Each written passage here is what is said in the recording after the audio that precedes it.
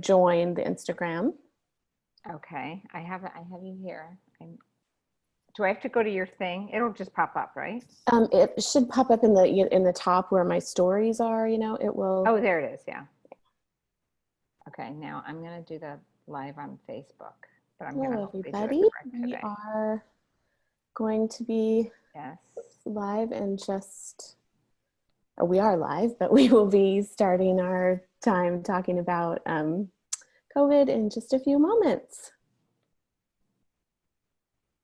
There, yay. Hi, and I think we are figuring out Facebook Live, hopefully correctly. Yes.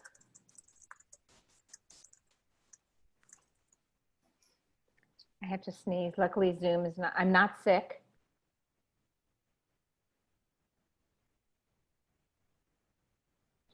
True.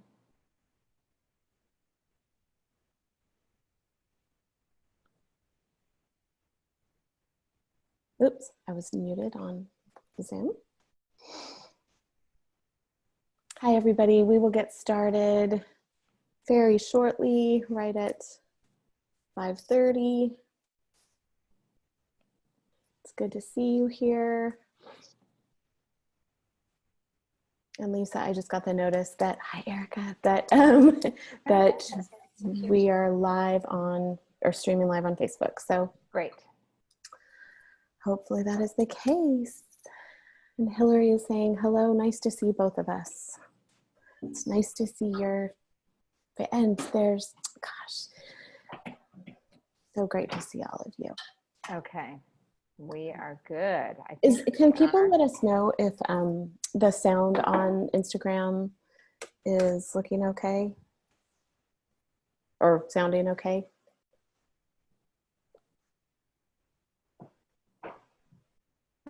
I'm going to assume that means that the sound is okay. Oh, there's the sound. Good. Good. Okay. So Lisa, do you want to kick us? Oh, I guess we're still not quite. Yes, those late bloomers. How's everyone doing? Gosh, we're getting a lot of people on Instagram. Oh, we are. Okay, I saw, Hillary, that you were on the, you did the West Wing thing. What is there was a little pre-convention West Wing actor show. I went to, and I'm sure, in fact, I have a photograph that was taken with permission, but I met up with Lisa Hendricks briefly today, and she had a shirt that listed out like CJ, Josh, Great, that's great. Yes, and we were all nerding out. I've been watching a lot of West Wing lately. It's been balm for the soul. Everyone I know has been watching it. Yeah. And then very traumatized by forgetting how the first season ends. I'm getting a lot of that too. Oh, yeah. Yeah. Great. Well, it is now 5:30. Great. And here comes Elizabeth. It is now 5:30, and I'm Lisa Reynolds here with Doreen. I'm Doreen. Sorry.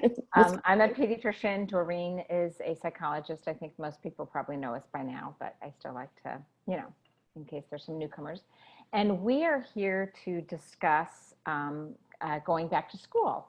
And when Doreen first made the little graphic for going back to school, I'm like, I think we have to put it in quotes. Oh yes, hi there. Now, thank you, Elizabeth. Yeah, thank you you're just a little square, but I see you there. Nice to see you. So yeah, back to school. And I'm just going to give, this is mostly going to be the Doreen show today. I'm going to give a little bit of the kind of policy numbers background in terms of what we need to see happen in order for schools to open. And I think this totally makes sense because we know that unless the community spread is reduced, reopening schools and putting people all together in rooms, even with the standard protective measures, will cause significant growth of the pandemic. And that puts our children at risk, it puts the teachers at risk, it puts the adults in those children's lives at risk. And I'll repeat yet again that for a while early in this pandemic, there was some concern or some hope that children would not catch or spread COVID. We now know that children contract and spread COVID. And we know for the most part, when kids get COVID, they have a relatively easy time of it, but they are definitely contagious. And the numbers that the governor has put out for where our community needs to be when we talk about slowing community spread is, and this is a county by county kind of number, is less than 10 cases per 100,000 in the population in the preceding 7 days. And just to give you perspective on that, Multnomah County, that number is 52, so 5-fold what it needs to be before reopening. Washington County is 42, 4-fold, and Clackamas County is about 35, which is 3-fold.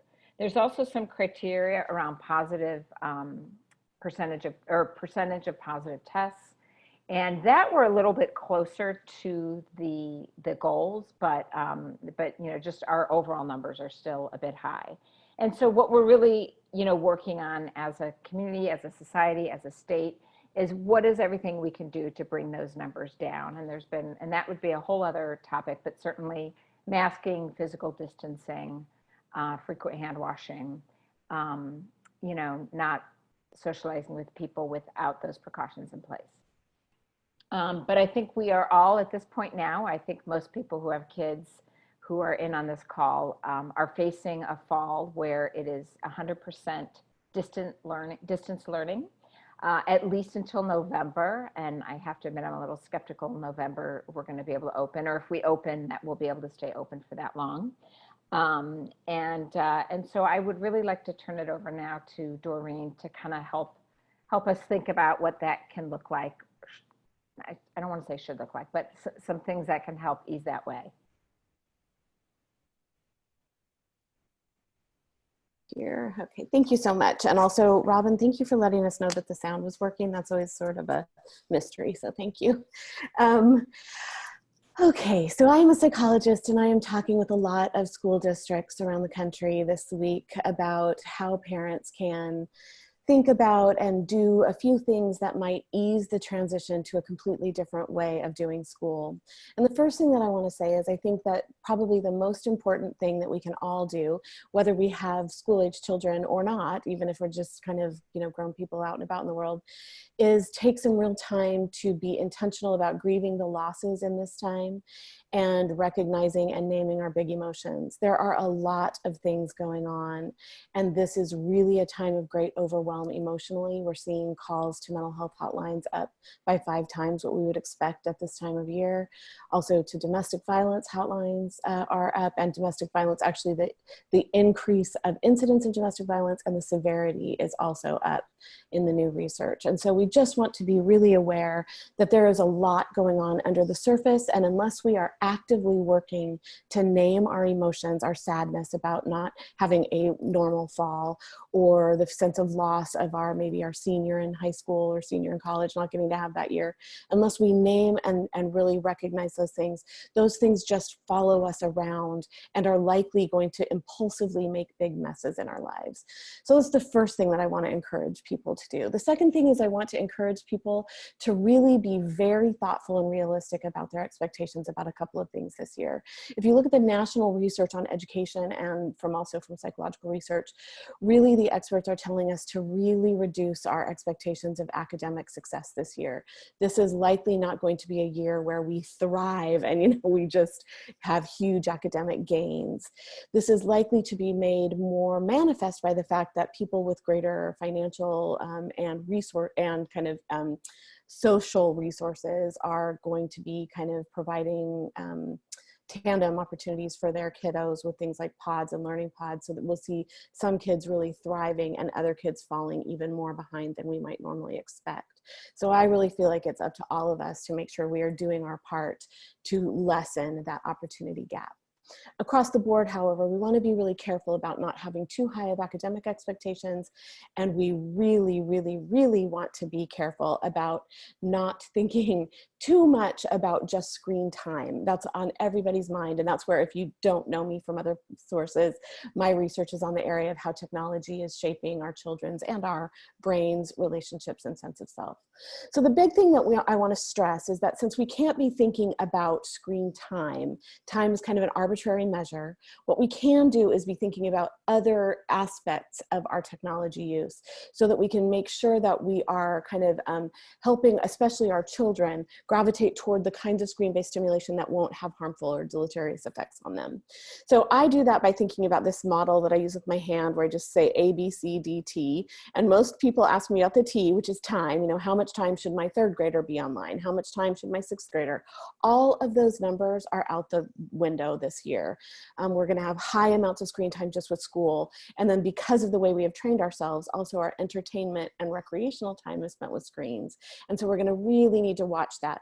The one thing I do want to say before I go into this way of assessing your family's tech use is that if you have teenagers who, or preteens who are using social media, the research is coming out kind of in abundance right now that high levels of social media use, which the research termed as 30 minutes of use, and the new stats that we just got out from the last quarter show that individuals on average since pandemic hit are using TikTok and Instagram 4 times what they were using before. So even if 30 minutes was more, you know, now we're using a huge amount more.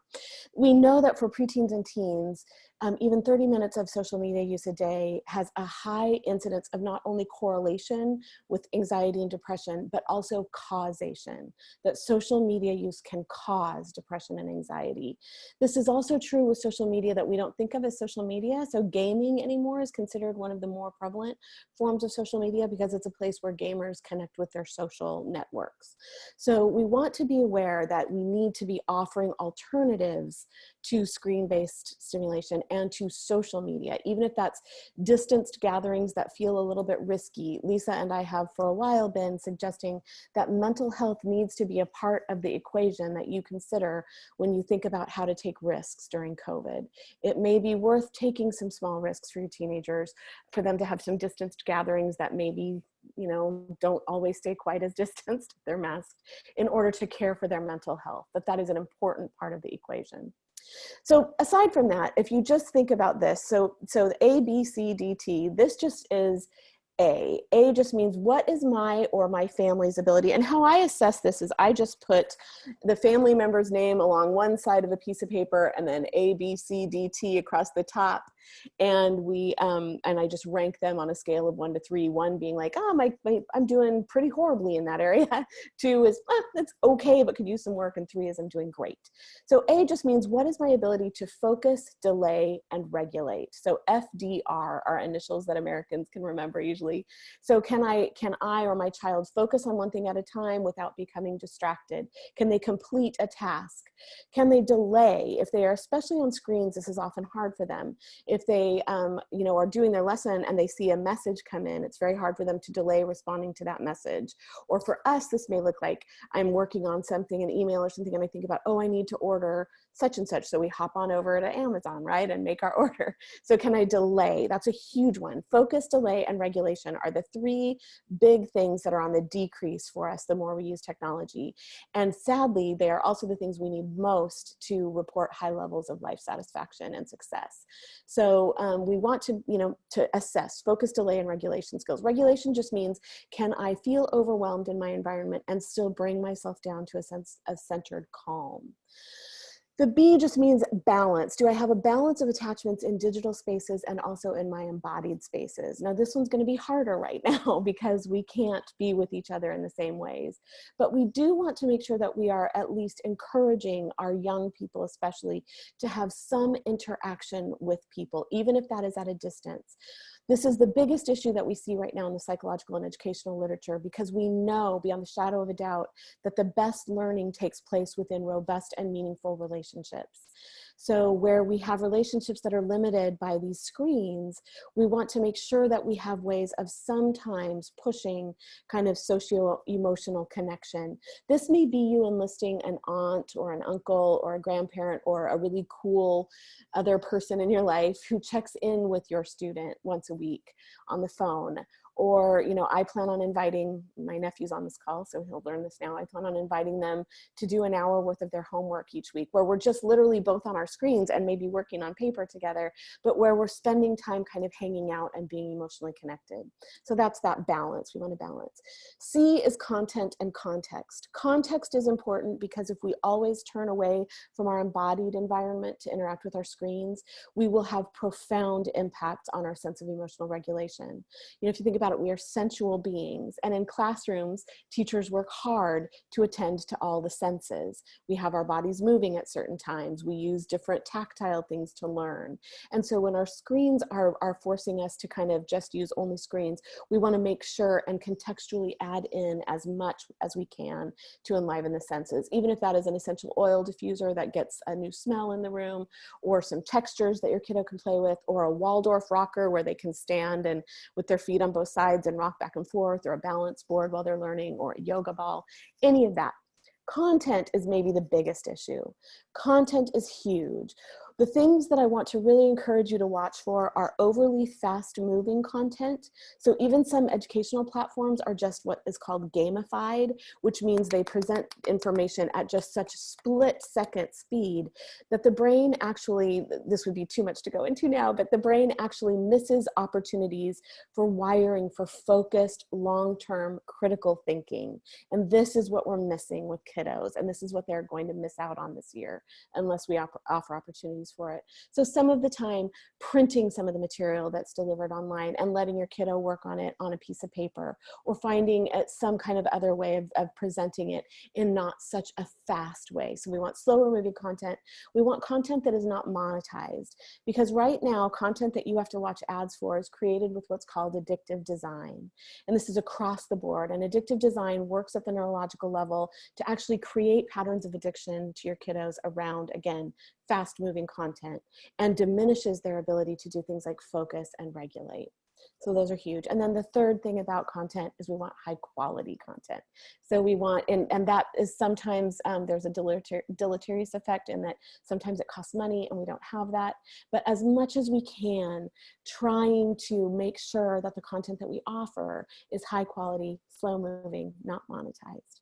And then this one is devotion. What is our level of devotion to our devices? And this one is tricky because most of us are highly devoted, and we're going to become more and more devoted to our devices as we are stuck at home.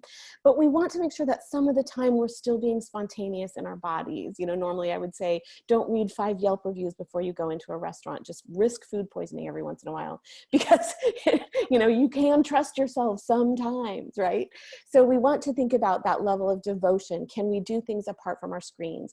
This one's going to be tricky because so much of our educational time for our kiddos is going to be pushed toward a devotion toward screens. So this may require us to be really creative and thinking about how we can bump some of those experiences that would just naturally be delivered via screen or lecture to an embodied way if we can. And this can really benefit our kids. And then based on how your kiddos do in those other 4 areas, then you look at time. You know, if your kiddo is able to focus and delay, they can regulate their emotions pretty well, then maybe they can handle more screen time, and more of their education, or I mean, more of their entertainment and recreational time can be on screens, even though there's been such a high bulk on school. If not, if they're having trouble with focus and delay and regulation, if they don't have that a balance, if their content is really addictive, then we want to use time as a way of helping regulate screen time. Lisa, let me check in with you. Is that all making sense? I'm speeding through something I would normally take, you know, like an hour to describe. Yes, no, that is a lot, but very, very helpful. And yeah, it might be worth at some point figuring out where we can direct people to resources for yeah, this. so I'm happy, let me give you my email. I'm happy to send you all the worksheets out of my book. My email address is Doreen at DoreenDM.com. On Instagram, you can message me.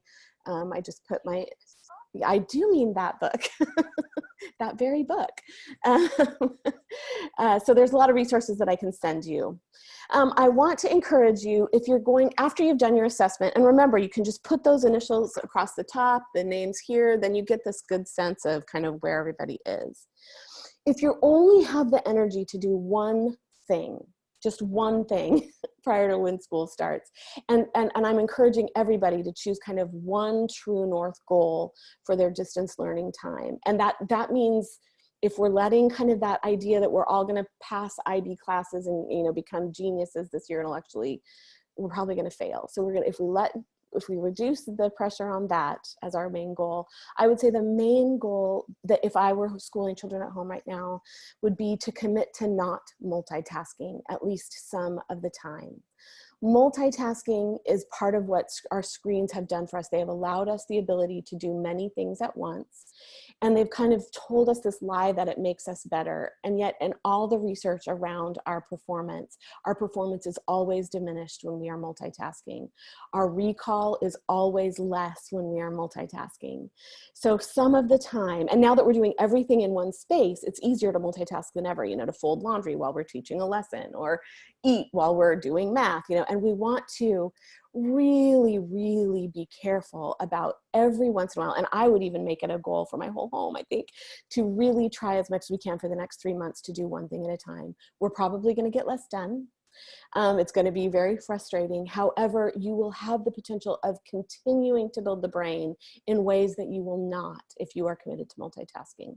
So that's the one thing I would do. If you're willing and able to do 3 things, here's what those would be. The first would still be to some of the time, at least every day or every week, create time for not multitasking. The second one would be to create and get really concrete and clear about setting norms and routines. These are the things that will help you thrive. And they need, you know, in the spring, we saw people making really rigid and complex time schedules that were completely overwhelming to some people and completely helpful to others. Do this according to what your own level of comfort is, but having some routines in place will really help. For instance, if your child is more alert and more focused, happy in the afternoon, play in the morning and do school in the afternoon. Or vice versa if the opposite. But creating those routines that are predictable and reliable and consistent are hugely helpful. One tool in doing that is to create really thoughtful zones around both time and space, meaning that you have kind of certain zones of time of the day that are for work or school, certain times that are for recreation, and certain times that are for rest. And that if you can have spaces in your home, even if it's small, that are delegated for each of those, that will help immensely. And to make sure that at least one of those spaces has no screens in it. And you set it up literally to have lots of other opportunities. And that then leads us into the third thing. If you're going to do 3 things, not multitasking, setting norms and zones according to what works best for your family. And the third thing is just to attend to the body, including the emotions. So making sure that your home is filled with all kinds of things for sensory stimulation, candles that smell good, interesting lighting that you can use as the light outside changes this fall. Things to play with, things to, you know, so I'm suggesting everybody get scoop ball sets and Nerf balls so that when we move inside, we can use Nerf balls with our scoop balls, getting yo-yos or jump ropes, things that can transition both outside and inside, again, balance boards. But we know that learning is enhanced, and we know that the brain wiring is enhanced, especially in the important centers of the brain, when the body is engaged in learning. And when we only sit and use our visual and auditory senses, we suffer. Okay, so that's a lot of information. And if you email me, I'll send you lots of handouts about that. I do want to address one thing, and Lisa, you may want to address this too, since you're you know, the medical expert here. Somebody asked about blue light or blue blocking glasses. And I will tell you, ophthalmologists say that they are crucial, especially for the developing retina. When we hold our devices close to us, especially under the age of 8, the retina can develop proclivities, and we're seeing now the incidence of macular degeneration and cataracts at much earlier ages than we historically have seen them. The trick is that ophthalmologists that I've spoken with and the research around it suggest that people feel a little bit like it's like having a filter on a cigarette, and it makes you feel comfortable. It kind of makes your eyes not hurt. And when your eyes hurt or water, you tend to go, oh, I probably need to take a break. And you give yourself the break you need. So it's important to both protect the eyes, but also to offer lots of alternatives. So Lisa, do you have anything to add to that? No, the filter on the cigarette, though, very apt metaphor. Yeah. Yeah. Yeah.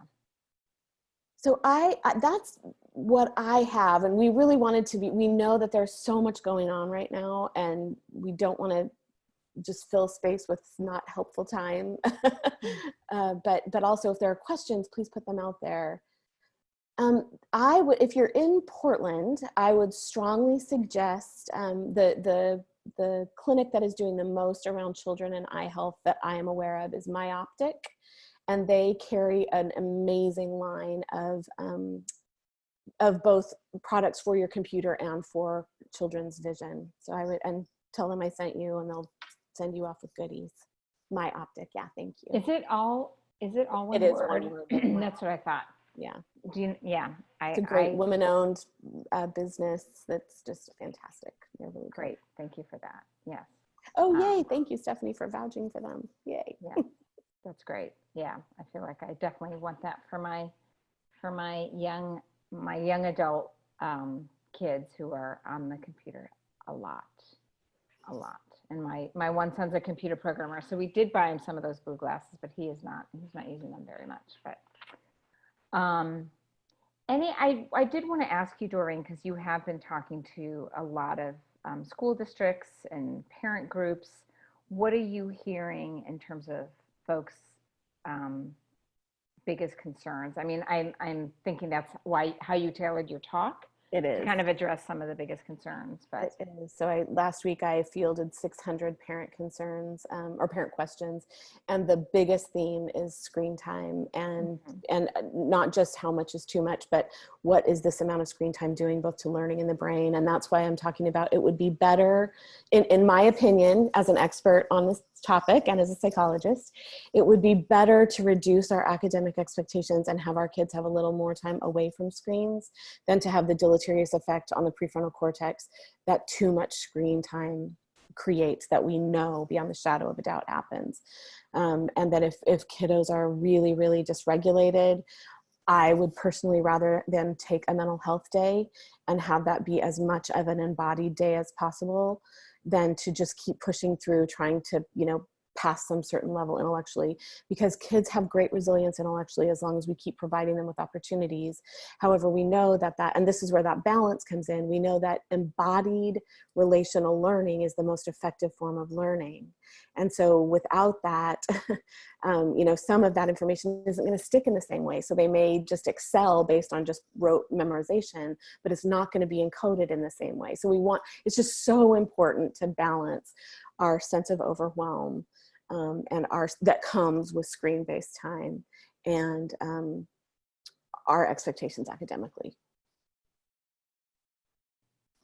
Thank you. And then we had a question, the $1 million question, the $10,000 question, whatever it is. How do you recommend families set schedules for their kids when maybe they're working full-time outside of the home? That's a toughie. This is so hard, especially when children are young. And, the one thing that I would say is that this is where I have a lot of, I have so much empathy for parents anyway, but it's this distance learning idea has somewhat been sold in different parts of the country as kind of an opportunity for homeschooling. And homeschooling is very different than distance learning, because distance learning requires children to be in front of their screens for synchronous time with their teachers at certain set times of the day. Whereas homeschooling, you get to create your own whole schedule that works for your family.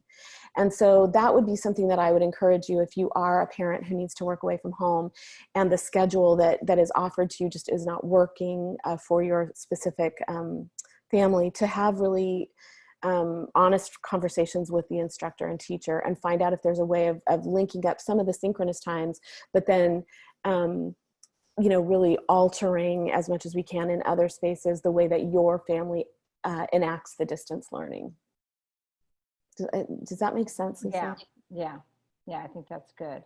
And if you make that distinction, that we are trying to homeschool and also distance learn, and I think that will also, whenever I say that to educators, they're like, oh, that's a good point. And so I think they're open to it. We just need some of the language to have. Right. Because I think the challenge is so individualized right now about when we can expect for kids to be in front of their computers, depending on the parent's schedule.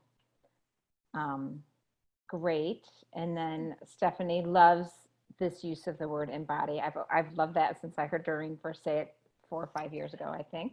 Maybe not that long ago, but long ago enough. And that Stephanie also offered a suggestion that one of my kids' grandmothers tries to teach them Mandarin as a way to connect with purpose. So I do think, yeah, and I do think, I don't want to be like, every cloud has a silver lining, because this is a deep, dark cloud. But I do suspect that there are some opportunities that we can do the whole lemonade thing. Thoughts on that, Doreen? I mean, there are some interesting options, especially since we don't need to be in the same room, right, to learn things from people. Right. So grandma doing Mandarin sounds really awesome. There's also a great program, and I'm forgetting the name of it right now. It's like Caboodle or now I've been looking at so many apps that I can't remember. But if you search for it's a synchronous reading app where you can have a book, your child can have a book, and their aunt or whoever in another state can have a book, and they can read it together in real time. That's another really helpful tool. I would also really encourage parents to look at openschool.org. It's Common Sense Media, and they have really brought together a bunch of amazing tools. And if you have adolescents, they have an amazing resource in Open School, I think it's .org, for if your child says, I just can't focus, here are some digital apps that will literally turn the phone off at certain times or turn the internet off. Or if your child has a hard time with stepping away from their device. So they've really kind of cataloged it really well, and I would encourage people to check that resource out as well. Great. Chloe thought it might be Kahoot.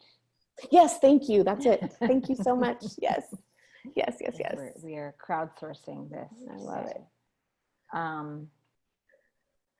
Yeah, and I think, and something Doreen has said so well before, and she didn't touch on specifically here, but, I know early on in the pandemic, people were talking about, I'm finally baking that bread from scratch and finishing the quilt my grandmother started when my child was born.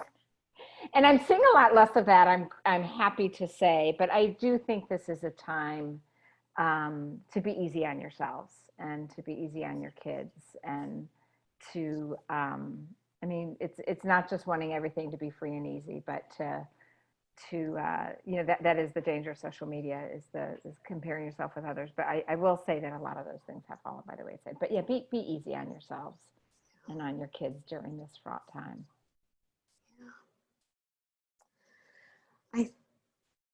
Safe for socializing. Yeah. So socializing is a tricky one too for kiddos. It's so important. So I would say that is a place. So I always would say privilege technology use that connects people to technology use that's just about passive engagement. So I would privilege, like I would maybe print off some of the lessons and have them do that on paper in order to save some of the screen time I'm going to give them in order to have them connect.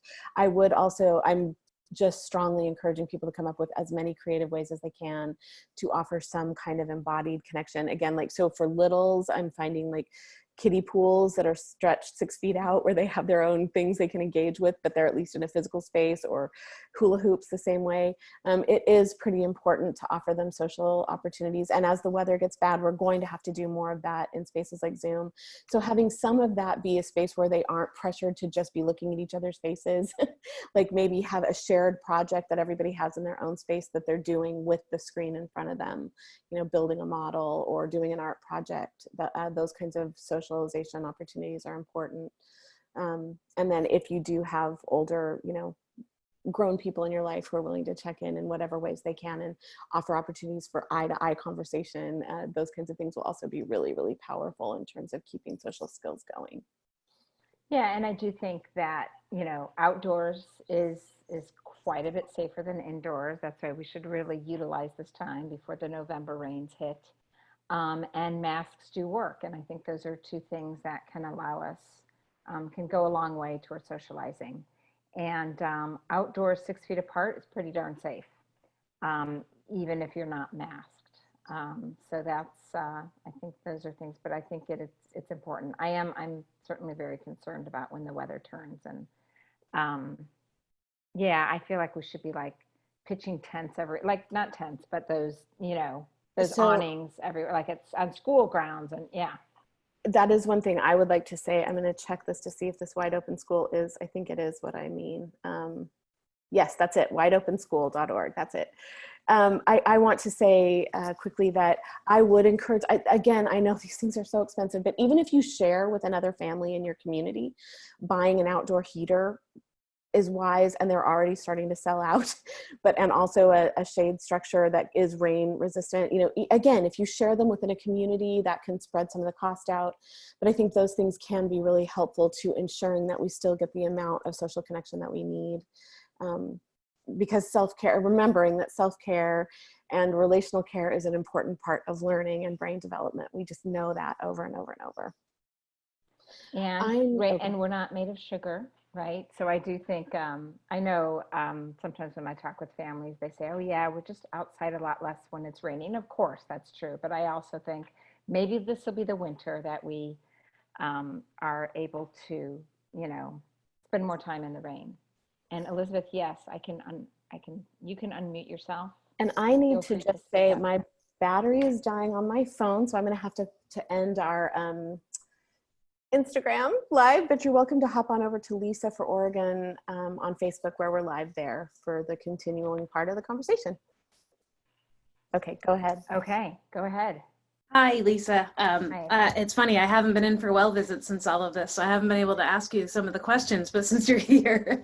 But my concern is a lot of how we're gonna, right now we have a select group of a couple families that we know who are doing the same amount of distancing and isolation as we are, so we're comfortable getting together with them. And what we do is we have the kids wear masks and we go for hikes or we do whatever. And our plan is to invest in Gore-Tex and be good Oregonians. But I am really concerned about the amount of darkness and the rain, because the reality is we've had spring and summer, the most glorious time here.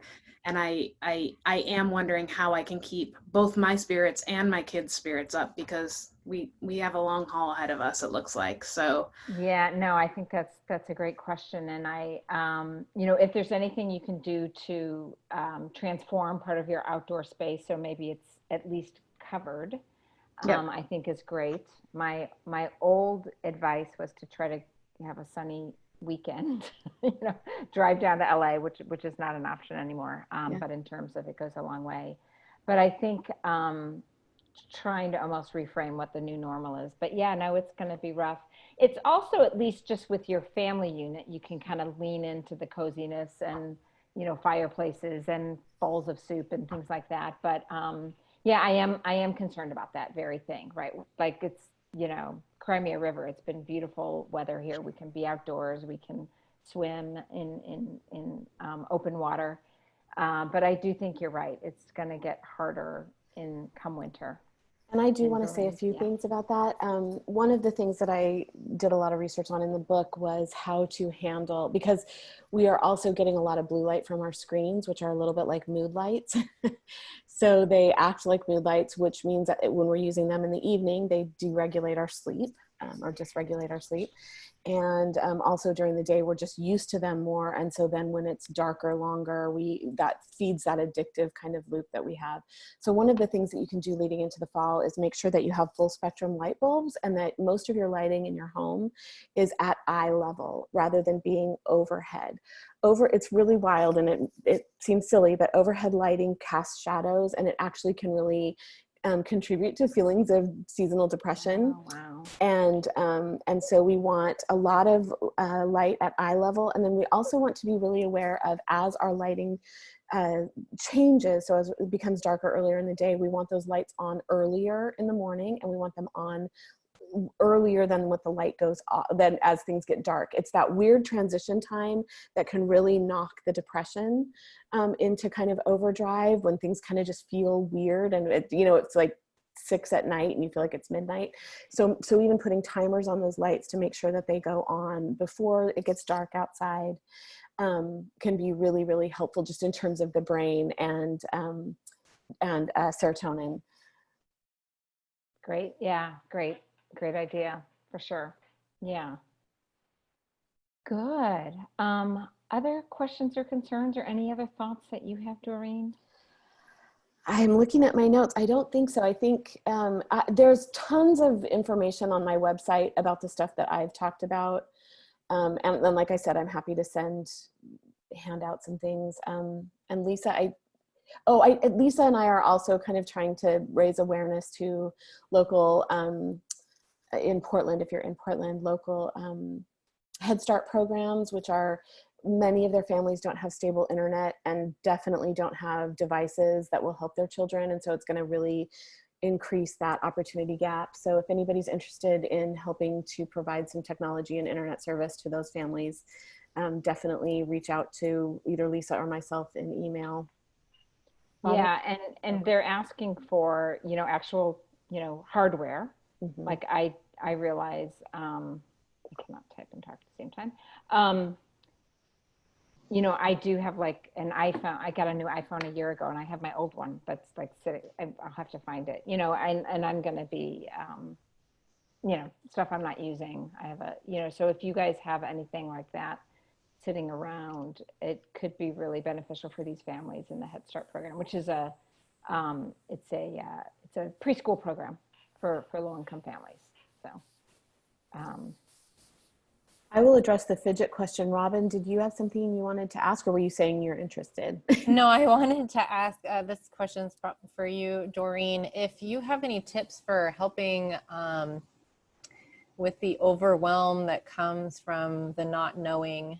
I've been really, really struggling with just feeling like I can't make a plan for school because we still don't know anything. And then I'm constantly second guessing, like whether I'm making the right choice when it feels like all my choices suck, and so I'm really overwhelmed with this whole process of just not having any information. Right. And I think that I can really relate to that. And I think many people can, especially anyone who has a propensity to like to know what's happening and to like to be able to make a plan. I am one of those kind of people. I am that person. So it's really challenging. And so I think the hardest work of this time, probably for people like you and me, Lisa, is to literally try as much as we can to not be constantly looking for information. Maybe to literally decide that we are going to check the information we have once a day and to, as much as we can, work on being emotionally ready to be super, super flexible. And that may mean, finding the people that you can talk to that you can just say, I am losing my mind, or finding a good therapist, which I think right now everyone should get to have one of those. But kind of trying to say, whatever happens, we're not going to miss the train. If I only look at information once a day and I make a decision the day of or the day after, or I change my mind about what I'm doing the day after, it's going to be okay. As long as I am being able to take good care of myself and not kind of make myself nuts with this, which is what we do. We just seek information and then we go up, down, up, down, up, down, up, down. And then find some really good emotional regulation tools, which are, things like breathing, some stretching, some exercise, knowing that we have zero control over this. We have zero control. And so our emotions are going to be high. So if you could see my notes right here, the biggest thing I have is lead with empathy toward yourself and your kiddos, that this is just going to be a super challenging time. So I feel bad because I feel like that's probably stuff you all know already, or you already know. Oh, it's helpful. I mean, it's just helpful to have it be reinforced and reminded. Yeah, and you are not alone. It is rough. It's really rough. And I was thinking about it, the not knowing, I mean, part of it is like the physiology of the virus, right? Which just continues to thwart us and outfox us. But then it's also the policymakers. It changes really quickly. And that's frustrating. You think okay, I feel like I have a model for this and how this is going to look. And then boom, it just gets kind of shattered. And it's frustrating. So you are absolutely not alone.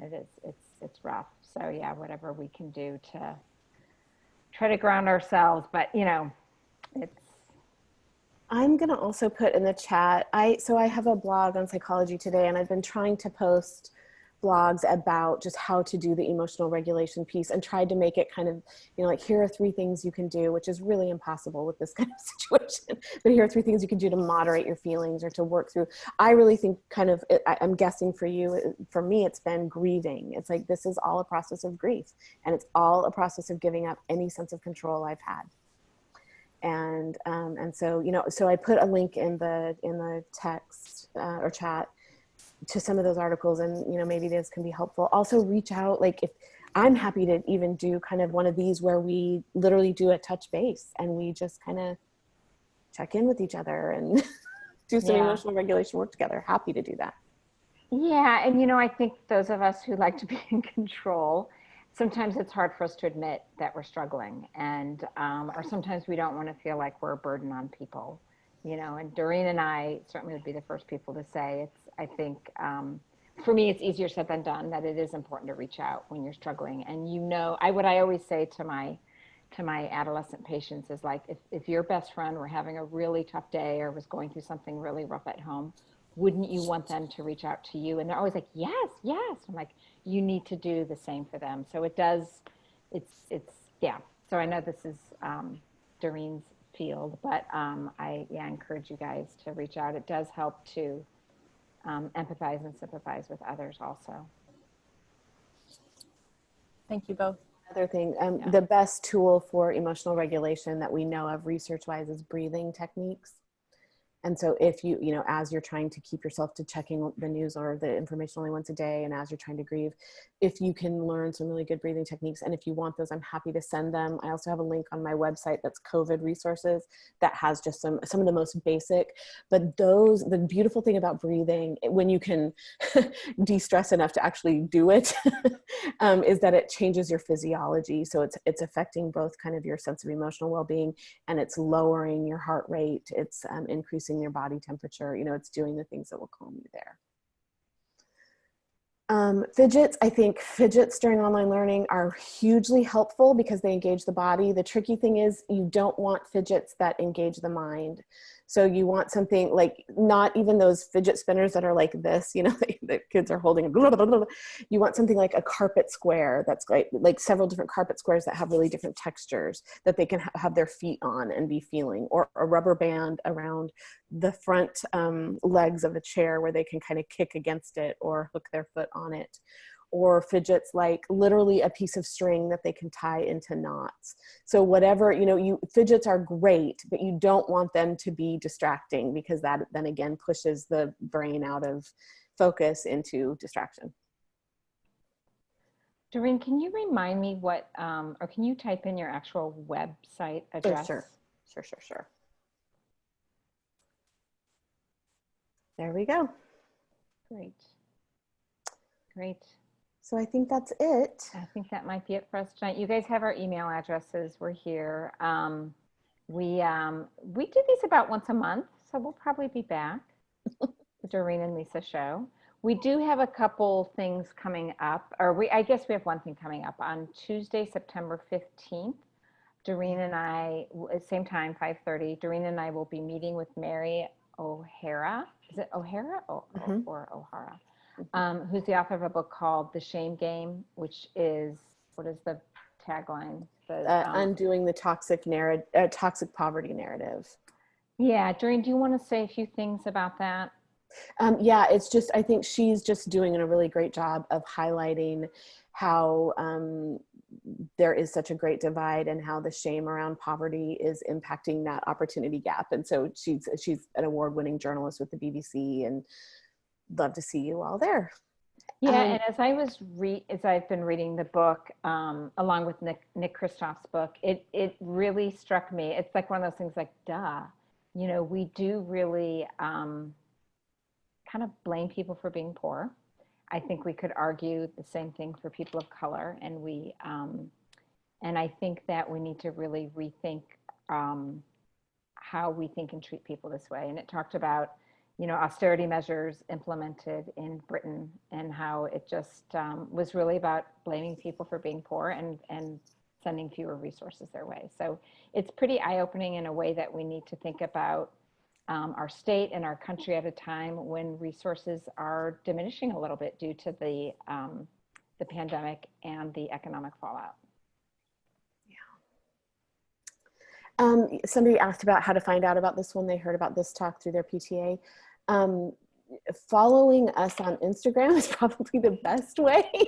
I'm at Dr. Doreen DM, and Lisa is at Lisa for Oregon. And I manage both of those accounts. So all roads lead to Doreen. And I will try to get better about also, there's a sign up on my website, and I know there is on Lisa's too, where we have in the past also listed these events. So we'll try to put them there as well. Great. And seriously, if anybody is really, you know, in need of getting to talk with somebody, reach out. I'm happy to help people find therapists. Mine is saving my life every week in this time. It's really helpful. And I'm a therapist. So thank you all for being here. Thank you. Thank you. Empathy, empathy. Yes, like Michelle Obama. I thought she did a really nice riff on empathy last night. Really beautiful. Yeah. Yes. Okay. Sending you all huge care. Thank you. Thank you. This recording will also be on both of our YouTubes later if other people want to take a look. Okay. Thank you. Thank you. Thank you. Bye. Bye, Robin.